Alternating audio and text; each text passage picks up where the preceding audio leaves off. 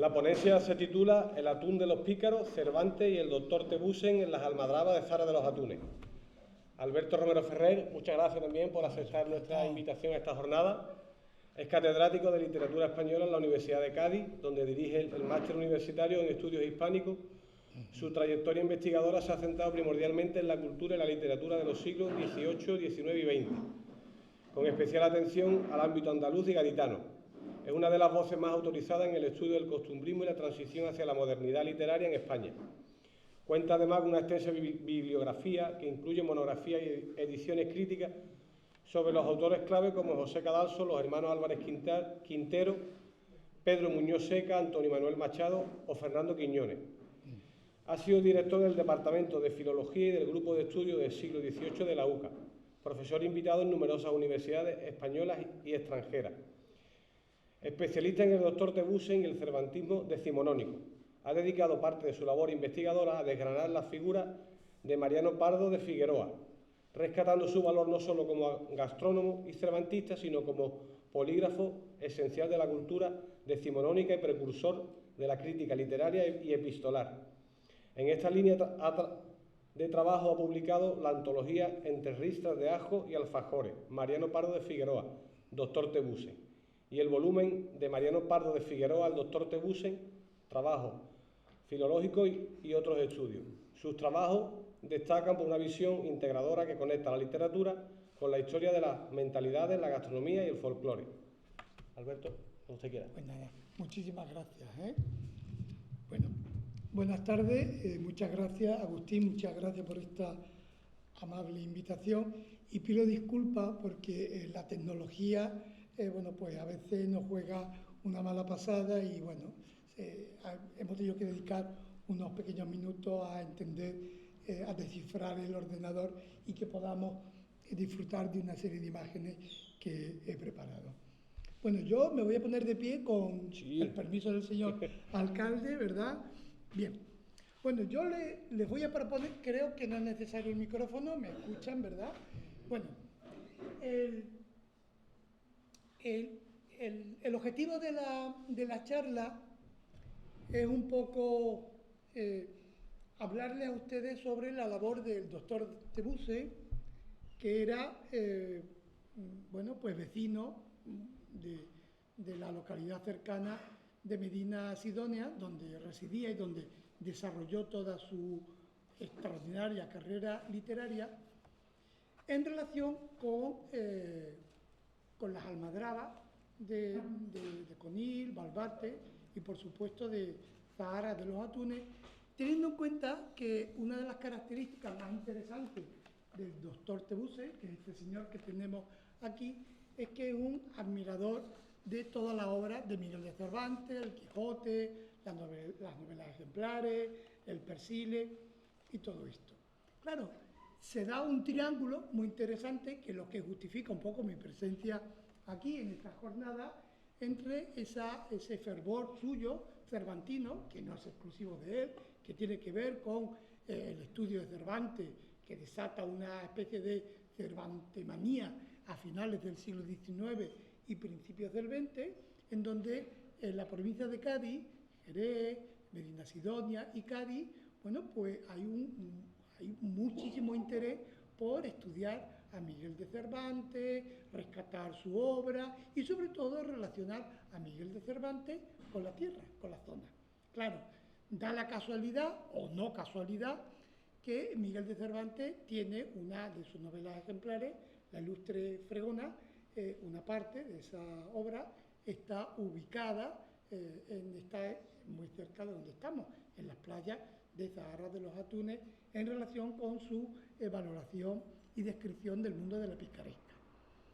Y claro, Tebusen, que era un cervantista apasionado, como ahora vamos a ver, y un enamorado también de su tierra y de su territorio, y Zahara de los Atunes formaba parte también de su territorio natural, vio ahí una extraordinaria conexión con otro elemento que al doctor Tebusen le interesa mucho, que es precisamente el estudio y la recuperación de platos tradicionales, de platos populares, que él pretende reivindicarlos para la gran mesa, ¿no? O sea, reivindicar un poco lo que era los pucheros, ¿no? Los gazpachos de la zona, lo que comía la gente del pueblo, que a él le parecía como lo más importante, frente a la alta cocina de corte francés, que era lo que en Madrid, en las grandes capitales, se llevaba. Entonces, claro, dice, por un lado el Cervantes, ¿no? El cervantismo, por el otro lado el apego a la historia y a las tradiciones locales, y por otro la reivindicación de la gastronomía de la zona. Claro, la gastronomía de la zona, la gastronomía de todo esto está asociada a las almadrabas y al atún. Entonces, de lo que vamos a ver un poco es intentar esta red de relaciones, nunca mejor dicho, en donde Tebusen se convierte en un pionero, ¿no?, a la hora de reivindicar la gastronomía popular como una gastronomía que hay que vincularla a la tradición nacional, al gusto y que no tiene nada que envidiar a la alta cocina de origen francés o origen inglés, que era lo que se servía en los grandes hoteles o en la corte. Entonces él, una de sus claves es insistir en reivindicar los productos de la tierra, los guisos populares, porque consideraba que ahí estaba no solamente la autenticidad del pueblo, sino la autenticidad también de toda la nación, porque esto que hace con su entorno más cercano, también lo hace con otras latitudes de la península ibérica. A ver ahora. Bien. Por tanto, vamos a partir de tres ideas fundamentales. Una es Zahara como mito, en relación con la descripción que ya el ponente que me ha precedido algo les ha comentado, posiblemente con mayor rigor que yo, en donde define a Zahara, Miguel de Cervantes, como el finisterrae de los pícaros, de acuerdo con esa descripción tan detallada y tan festiva que nos ofrece el ilustre Fregona. Esa sería una idea importante que va a hacer suya precisamente este cervantista del último tercio del XIX, que es Mariano de Pardo Figueroa, doctor Tebusen. Esa sería la primera idea sobre la que vamos a dialogar. La segunda, subrayar precisamente lo que les he comentado anteriormente, cómo Tebusen, un noble de la segunda mitad del último tercio del siglo XIX, convierte o transforma la comida de esos pícaros que recrea Cervantes en la ilustre de Fregona y en otras obras, pero fundamentalmente en esa comida aparentemente popular, esa comida baja, que aparentemente, bueno, pues no tiene su calidad, para Tebusen la reivindica, y lo dice así, como un manjar de reyes. Hoy día Tebusen se está adelantando a su tiempo. Y la tercera idea, relacionada con la obra de Tebusen, Cervantes y su reivindicación de la comida popular, es el estudio que él nos propone del mundo sociológico y cultural de la almadraba, por tanto, otra vez ahora de los atunes, como una técnica social relacionada con una industria que ante todo, y sobre todo para él, no solamente una industria de carácter económico o de subsistencia, sino es todo un rito cultural. Esas serían las tres ideas básicas de mi charla. En primer lugar, nos tenemos que situar en el escenario.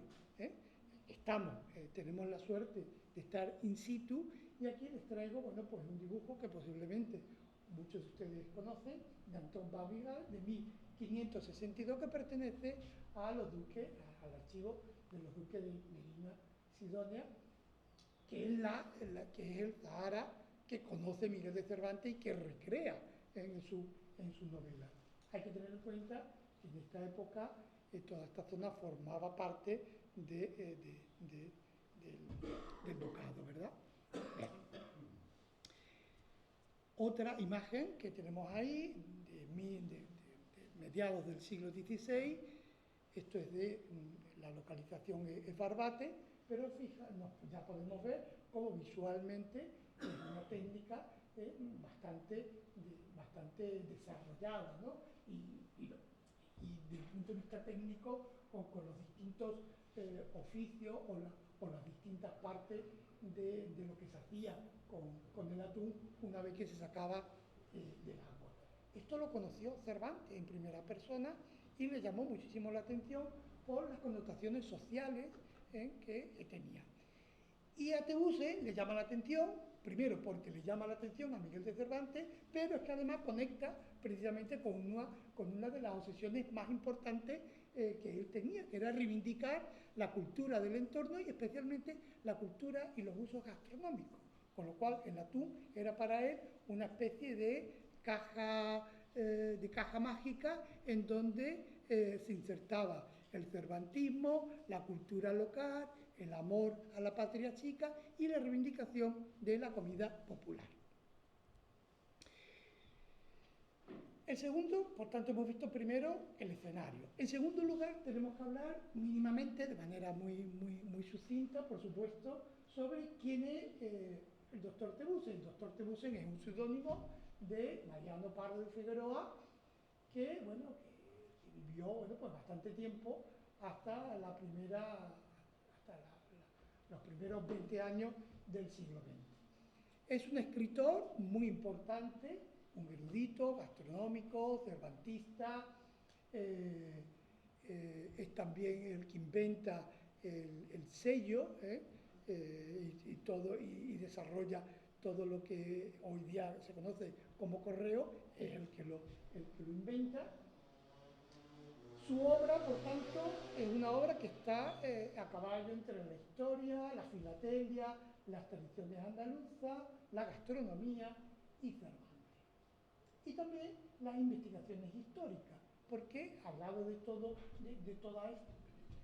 estas inquietudes, también era un erudito muy tradicional. ¿Qué quiero decir con esto? El doctor Tebuse es contemporáneo, o bueno, es algo más mayor que Miguel de Unamuno, y Miguel de Unamuno es una de las cosas más originales de Unamuno, es que reivindica el concepto de intrahistoria, frente a la gran historia, o la historia oficial, la historia de los reyes, la historia de las grandes ciudades. Para Miguel de Unamuno es mucho más importante la historia pequeña, la historia de la gente humilde, lo que hace, lo que se cuenta, el cómo habla, esa microhistoria que hoy día está considerada como una de las partes más importantes de los estudios históricos. Y curiosamente, y esto que quiero decir es que Tebuse no conocía a Unamuno ni Unamuno conocía a Miguel de Cervantes, pero precisamente lo que Tebuse hace con su reivindicación de la comida popular es precisamente haciendo intrahistoria en relación con la gastronomía. Por tanto, Tebuse está participando de un movimiento que sería un poco una especie como de los orígenes de la historia social. O sea que detrás de todo esto, que aparentemente parecen cosas poco importantes o poco densas, hay detrás todo un movimiento intelectual en toda Europa que en España está abanderado precisamente por el autor de La tía Tula, y que es uno de los grandes nombres de la generación del 98. Pues bien, Tebuse está haciendo lo mismo, está poniendo en práctica esa teoría suya de la intrahistoria. Y lo hace precisamente con la gastronomía, las tradiciones populares, sí, teniendo siempre como referente a Miguel de Cervantes, que es uno de los grandes iconos, no solamente de Tebuse, sino también de Unamuno y de todos los autores de la generación del 98, como gran referente de las letras españolas, especialmente por el Quijote. Y al lado de esa erudición moderna que presenta Tebuse, también tiene una erudición como más clásica, como más antigua, como más canónica, que son los estudios históricos. Era un señor que le gustaba siempre entrar en los archivos, en las bibliotecas, rescatar cualquier dato, la historia de Medina Sidonia, todo esto, ¿no? Por tanto, era un señor que dedicó toda su vida a estar entre papeles y reivindicando también otros elementos que para lo que sería la cultura oficial no tenían ningún tipo de valor. Hoy día precisamente es todo lo contrario, ¿no?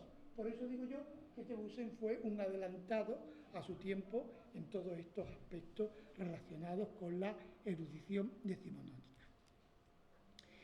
Y el tercer elemento, hemos visto primero el escenario, la labor genérica, ¿no?, resumiendo mucho, de Tebbussen. Uno de los elementos de los que habla Tebbussen en alguna de sus obras, que vamos a ver a continuación, es sobre el ronqueo, ¿no?, elaborando toda una teoría y práctica en torno a la autonomía de algo que él consideraba un manjar, como era el atún. Hay que tener en cuenta que a finales del siglo XIX el atún no tenía el prestigio gastronómico que tiene en la actualidad, porque se asociaba, como suele suceder con muchísimos otros productos, con lo que comían los pobres, los menesterosos, las clases humildes, ¿no?, que era lo que a Tebbussen, en relación con esa idea suya de la intrahistoria, aunque él en ningún momento habla de intrahistoria, pues está, ¿no? Y él habla precisamente de las partes del atún, de cómo hay que cortarlo, porque lo está viendo. Es decir, le pasa algo parecido a lo que hace Cervantes. Es decir, Cervantes se ve, cuando llega a estas tierras, se ve sorprendido por lo que ve, él por la picaresca, y Tebbussen se ve sorprendido precisamente por estos usos culinarios que él va a reivindicar y lo va a colocar. Bien, por situarnos un poquito, con un carácter cronológico, porque he estado escuchándolo, retomo el testigo del ponente que ha venido antes, porque para Miguel de Cervantes la almadraba de Zahara de los Atunes era un lugar para la libertad y para la picaresca, ¿no? Define a Zahara como el finisterre de la picaresca, ¿no?, como el lugar maravilloso en donde los pícaros, ¿no?, bueno, pues venían un poco a graduarse, ¿no?, en la vida difícil, libertina y bastante dura, todo hay que decirlo, de este mundo. Los grandes centros de la picaresca en España, independientemente de Cervantes, eran fundamentalmente el puerto fluvial de Sevilla, porque era para irse, ¿no?, al Nuevo Mundo, las galeras en la carraca de San Fernando y las almadrabas. Era una especie como de lugares en donde este tipo de ciudadanos, ¿no?, este tipo de personas, pues iban a veces de manera voluntaria y otras veces como castigo, ¿no? Y ahí tenemos una pequeña cita de la ilustre Fregona, la novela ejemplar de 1613.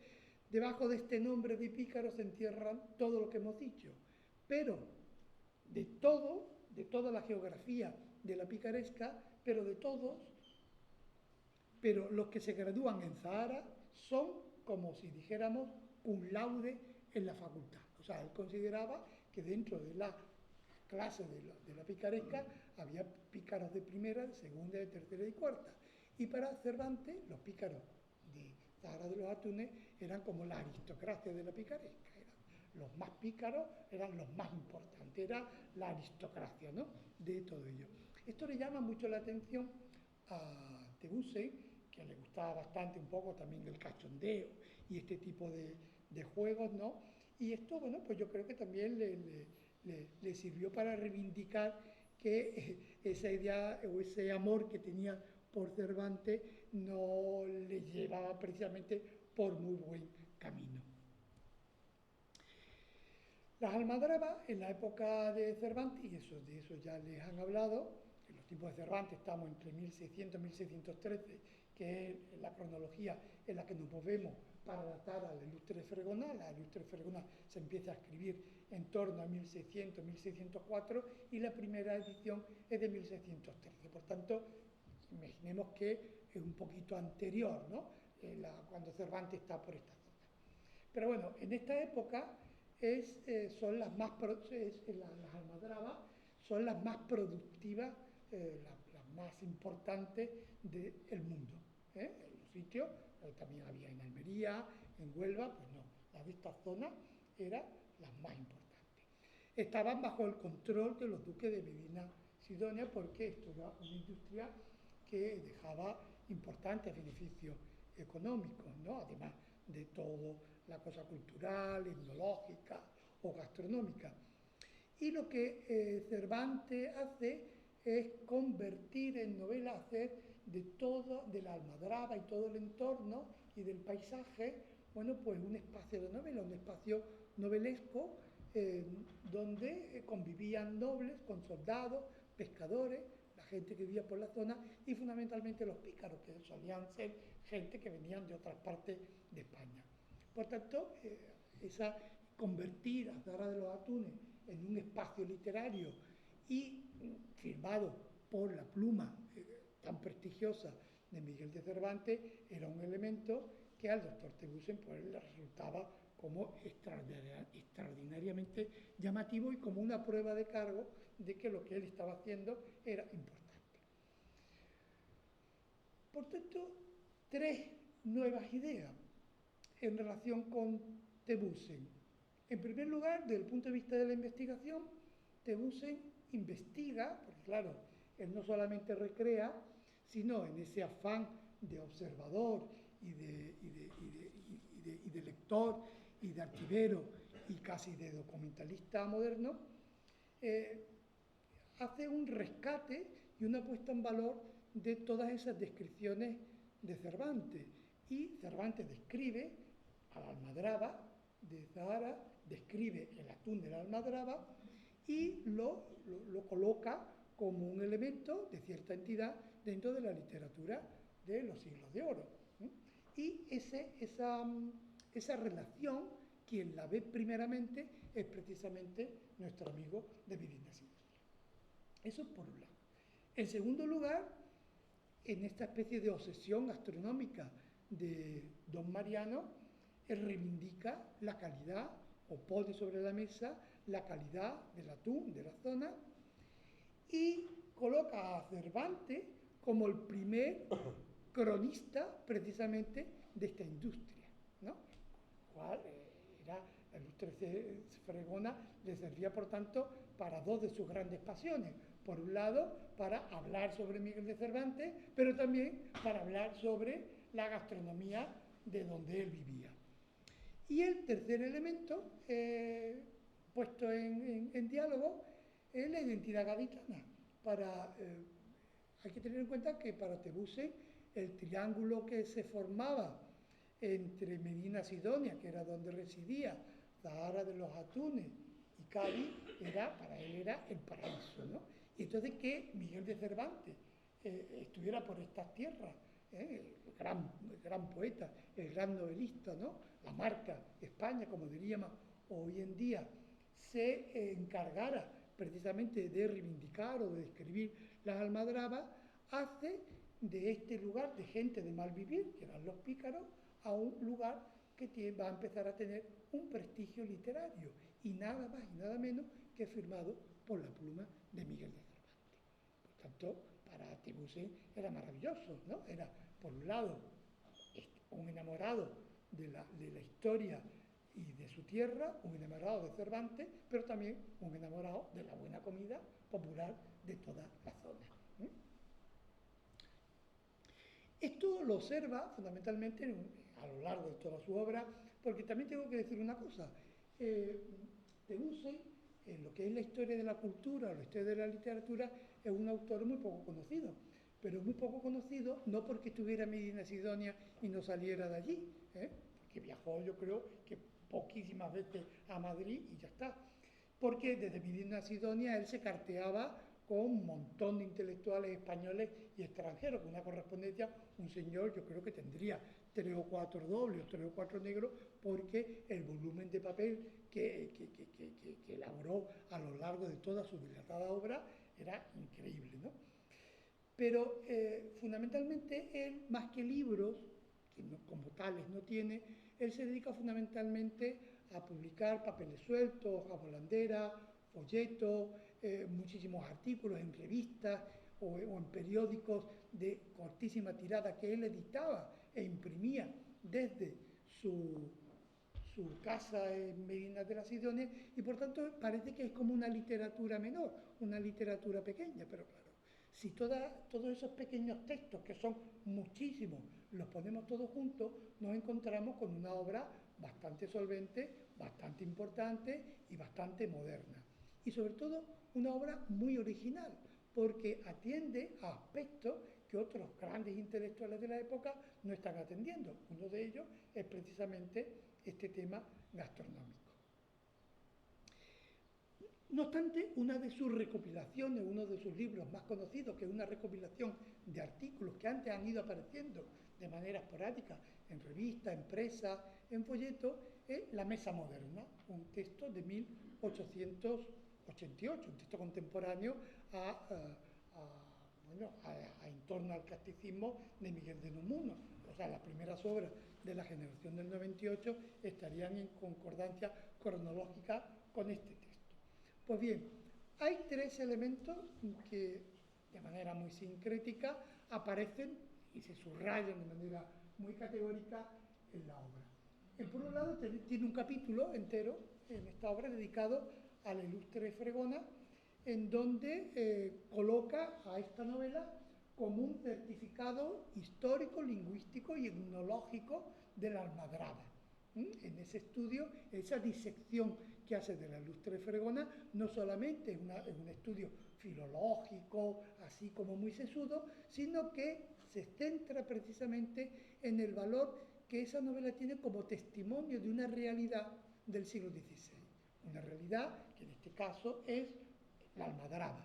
Y ahí, bueno, pues da un detallado catálogo sobre la jerga de los pícaros en relación con el atún en la almadraba, y también tiene descripciones sobre la técnica de la pesca y la cocina del atún. Por tanto, para Tebusen Cervantes era como un Tebusen del siglo XVI que se había ocupado precisamente de todo eso, aunque posiblemente en el caso de Cervantes era una recreación de un ambiente. Pero para Tebusen esa recreación es un documento tan importante como un documento de archivo, ¿no? Eso por un lado. Otro aspecto muy interesante de esta recopilación de artículos es la reivindicación cultural que hace del pícaro, antes hemos aludido a ella, pero del pícaro precisamente de la zona, como la aristocracia de la picaresca, en tanto en cuanto que considera que la sociedad picaresca es una microsociedad, que es una radiografía social de la España del siglo XVI. O dicho de otra manera, para Tebusen, el mundo social que recrea Cervantes en la ilustre Fregona, el entorno, sería como una pequeña muestra de toda la realidad social de la España del siglo XVI. Con lo cual le está dando a la obra de Cervantes en general un valor documental que trasciende lo meramente local y lo meramente gastronómico, sin que lo local y lo gastronómico sean elementos de segundo orden, porque para Tebusen para nada, es todo lo contrario. Y el tercer elemento, ya entrando un poquito más en cuestiones culinarias, es que hace una reivindicación del atún como un manjar literario que ya ha sido apreciado por Miguel de Cervantes. Convierte esa comida de los pobres en una comida de los aristócratas, que es lo que él pretende conseguir. Lo que pretende es que esa comida, aparentemente no, esta comida popular, ¿no?, prácticamente de desecho o de otro tipo de historia, que tenía muchísimo valor y que ahí estaba la autoridad de Cervantes para decirlo. Con lo cual une filología, historia literaria y gastronómica en un juego de intersecciones verdaderamente interesante y muy curioso.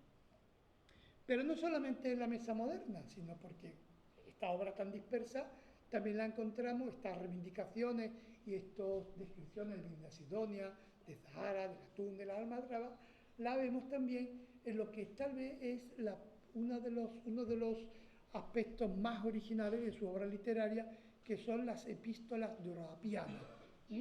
Él se inventa un seudónimo, Cartero de Montilla, es otro seudónimo suyo, y él con ese nombre de Cartero de Montilla, pues escribe desde su paraíso, que es Medina Sidonia, se cartea prácticamente con todos los intelectuales y hombres de letras contemporáneos, pero también describe, y esta es la parte que a nosotros nos interesa, muchísimos paseos y excursiones, unas reales, otras un poco imaginadas, en las playas, en las costas de donde nos estamos, buscando precisamente algunos de los posibles descendientes de aquellos pícaros, ¿no?, que son Carriazo y Avendaño, de la ilustre Fregona.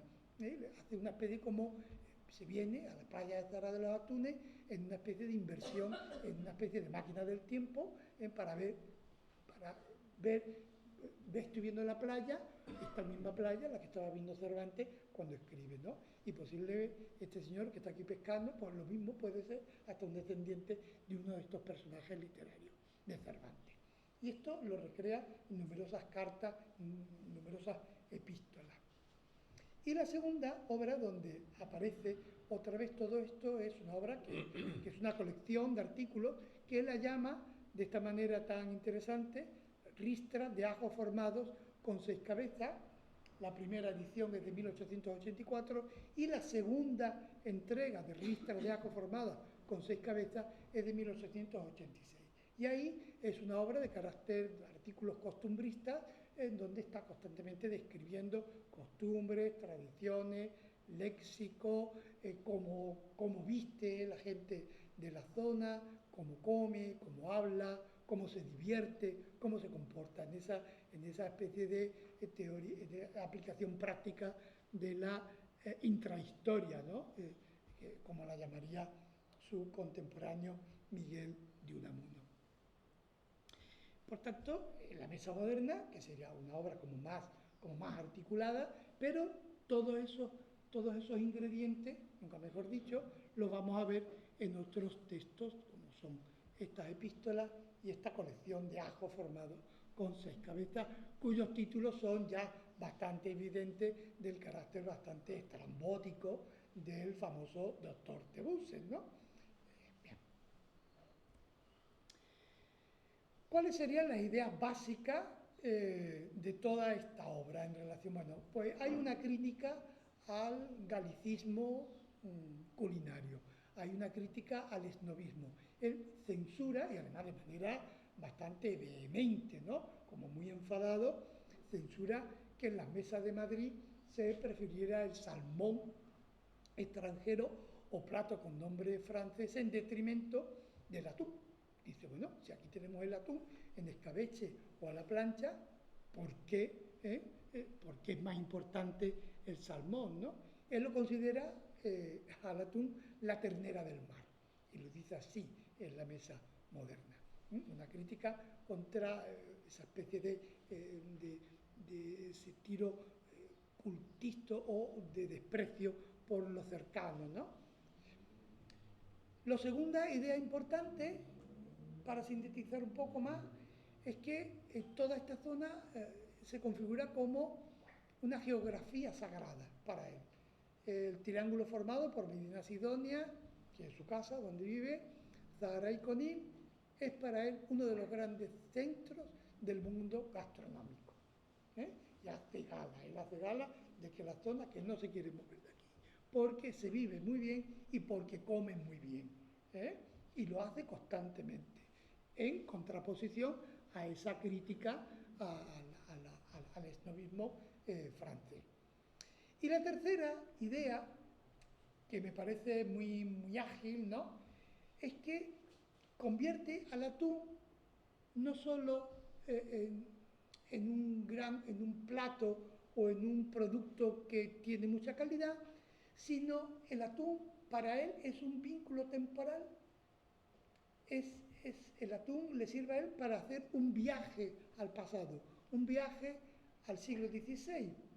Lo que comía, y lo pongo ahí, ¿no?, lo que comía un pícaro en la orilla de Zahara en 1600, sabía exactamente igual al que él servía en su mesa en 1808. Por tanto, según él, el atún sería un fósil viviente de la cultura.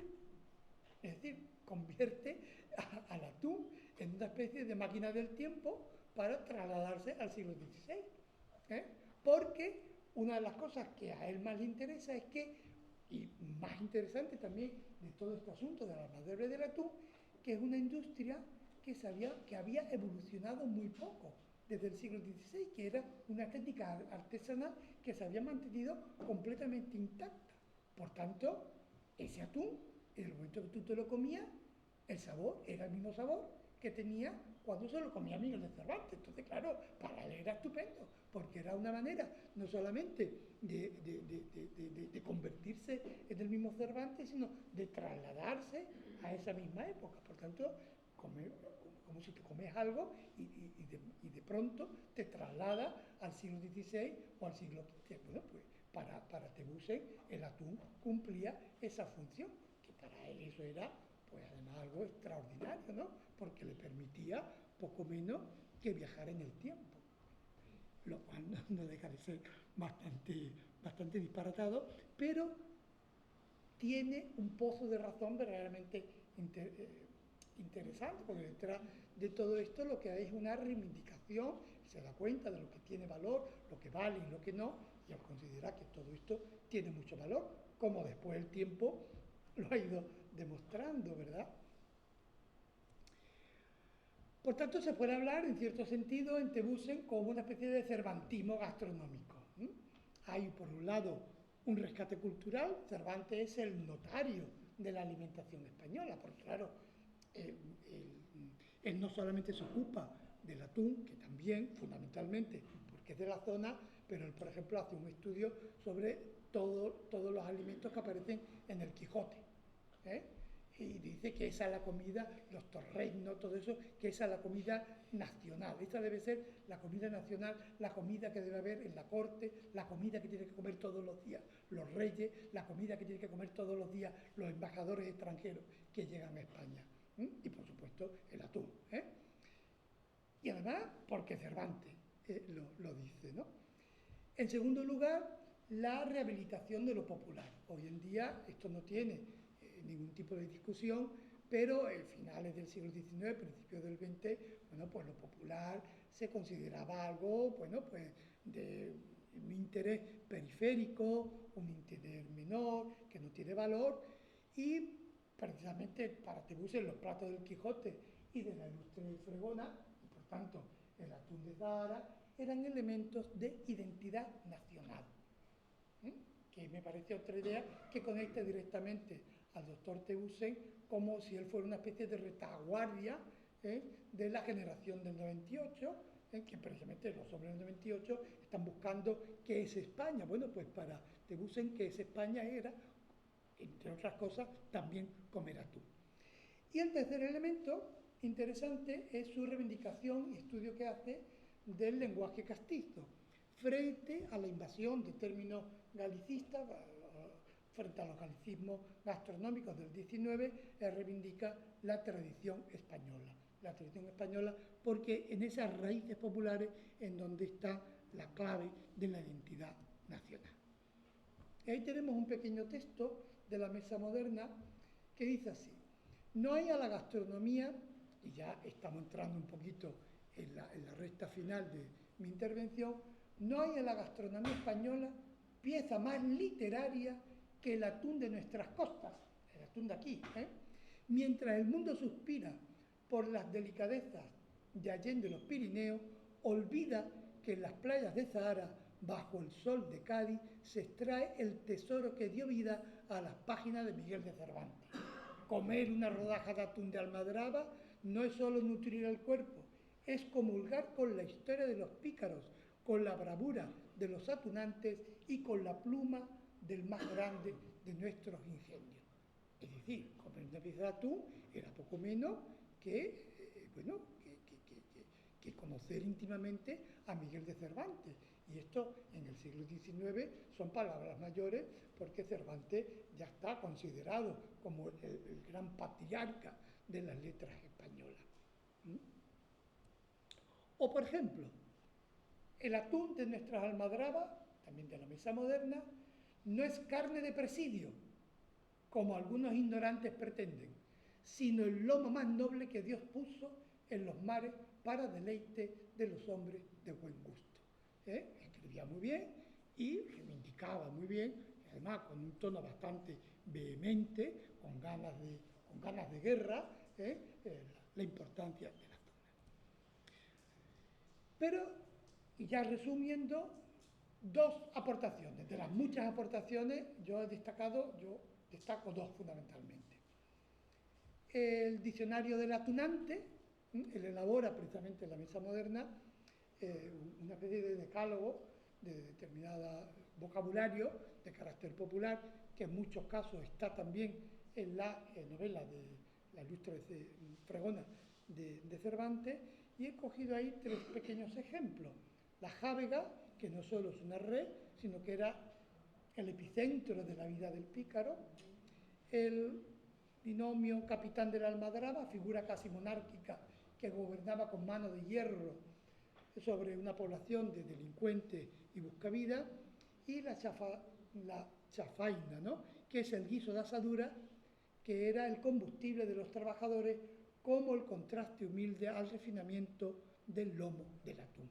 Él está haciendo ahí un decálogo bastante interesante, y como si fuera un investigador, que desde el punto de vista de la antropología y la etnología se acerca a las clases populares, y él también como notario va tomando nota de todo ello ante el temor de que eso en un momento dado pudiera perderse por el auge de la modernidad.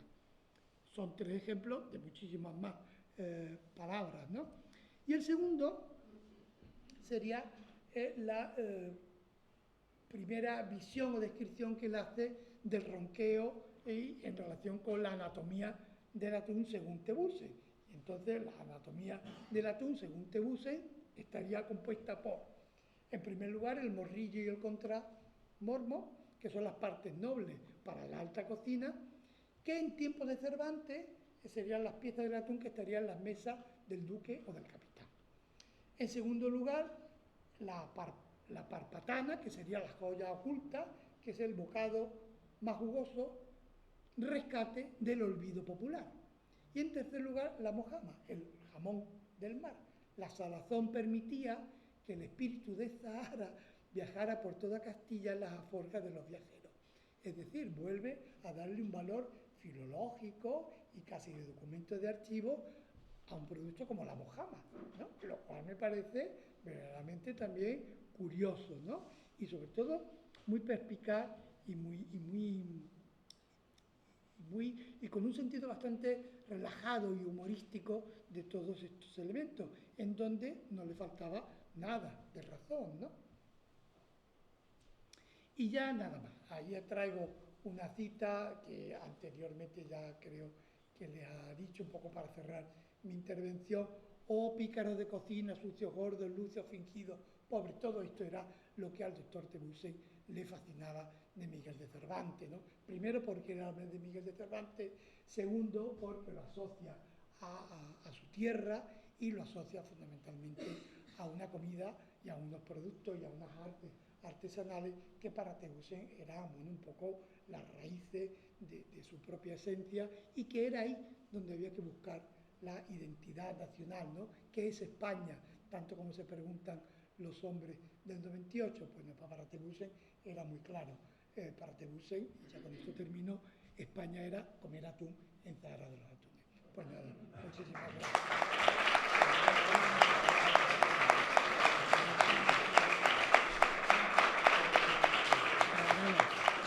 Bueno, si alguien, para que esto no sea un monólogo, si alguien quiere preguntar algo, pues ahora es el momento. Si todo ha quedado claro, yo les animo a que lean al doctor Thebussen, porque resulta además tremendamente divertido, ¿no? Y se agradece. ¿No? Bueno, pues mejor. Nada.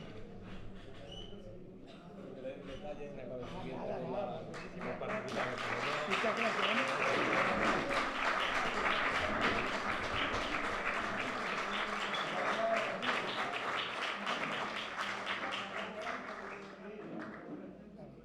Encantado, muchísimas gracias. A usted, Espero a ti. no, aquí sí, por favor. No, hasta ahora. Espero no haber aburrido. No, para nada, magnífico. muy bien, muy bien.